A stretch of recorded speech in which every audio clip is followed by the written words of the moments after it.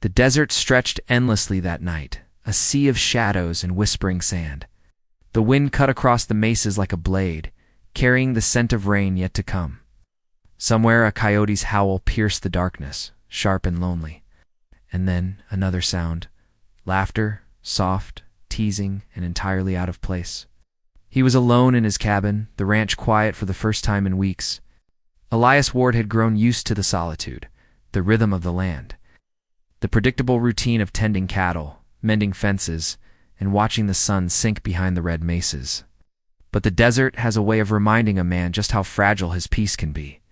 She appeared without warning, tall, strong, a figure carved by the plains, wrapped in the dusky shadows of twilight. Tala, the Apache woman whose name was whispered across the mesas, stepped inside his cabin as if it were her own. She carried no threat, only mischief, a fire in her eyes that seemed to reflect both the dying sun and something far older, wilder, untamed. "We're alone. It's time to do what must be done," she said, her voice lilting, teasing. The words heavy with promise and laughter all at once. Elias froze, startled, his mind racing through possibilities that would have made any man blush. But Tala's grin told him immediately this was a joke. She loved to play with the line between fear and curiosity, between truth and trickery. What do you mean?" he stammered, trying to hide the sudden rush of adrenaline that the desert night had stirred within him. "You know," she replied, tilting her head, her eyes sparkling in the lamplight. "The chores, the work, the things no one else is brave enough to do." He laughed then, the sound raw and unexpected after so many months of silence. She was dangerous in ways he couldn't name, not in body, but in spirit. She dared him to live again, to feel, to remember what it meant to be alive. For the next hour, they worked together, paring the broken fence near the corral, tending the small herd of cattle, stacking firewood as the storm outside began its slow approach. The wind grew fiercer, rattling the cabin walls, and the distant rumble of thunder made the night feel alive. Tala moved with strength and grace, each step purposeful, yet her laughter rang out often, teasing him, reminding him that even in hardship, the world could hold playfulness. Elias found himself smiling freely, a feeling he had not allowed himself in years. Later, as the storm began to break, they stood by the cabin door, looking out at the horizon where lightning danced over the mesas. Her shawl clung to her shoulders, wet from the rain, and the firelight inside flickered against the lines of her face. Elias noticed then how much she carried with her, not just the weight of survival, but memories, loss, and the quiet longing of someone who had known both joy and suffering too early in life. "I never thought a joke could feel like a gift," he said softly, watching her as she leaned against the doorframe. She smiled but did not answer. Her eyes were distant, scanning the horizon as though the wind itself carried messages only she could hear. They shared that night quietly, the storm raging, the fire glowing, their companionship a fragile bubble against the vast wild world outside.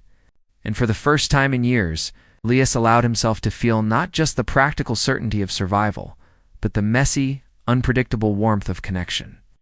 As dawn approached, the storm passed, leaving the world washed clean. The desert sparkled with tiny drops of sunlight reflected on wet sand and cactus needles. Tala stood at the edge of the porch, looking out across the plains, silent. Elias approached her, hesitating. "You don't have to leave," he said. "You're welcome to stay here with me as long as you wish." She turned to him, her expression unreadable for a long moment. Then softly she said, "Some things, Elias, are meant to be carried, not held. You've given me laughter, and that is enough for now." And just as quietly, she walked away, her figure disappearing into the horizon, leaving only the echo of her presence and the memory of a night that had shifted the weight of the world on both their shoulders. Elias stood alone, watching the sunrise paint the mesas with gold and crimson. And he understood, sometimes connection is not about possession or promises or even endings. Sometimes it is about the courage to face the storm together, even if only for a single night, and to find light in the fleeting moments where laughter and life intersect. Years later, travelers would speak of a lone rancher who once laughed freely under a desert storm, of a woman who came like the wind and left like a whisper. No one knew her name. No one could trace her steps. But those who witnessed the plains at dawn swore they could feel her presence, a reminder that life is richer when shared, if only for a fleeting heartbeat. And Elias? He never forgot the lesson of that night.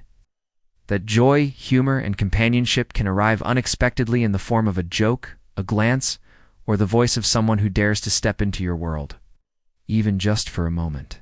Sometimes, survival is not just about strength or skill. It's about noticing the small sparks of life that make the world worth living, a shared laugh in a storm, a hand extended, a heart opened. And sometimes the most fleeting encounters leave the deepest marks. If this story of laughter, courage, and unexpected companionship touched you, subscribe to Wild Tales Storytelling, where every tale of history, mystery, and survival comes alive with cinematic voice and timeless emotion.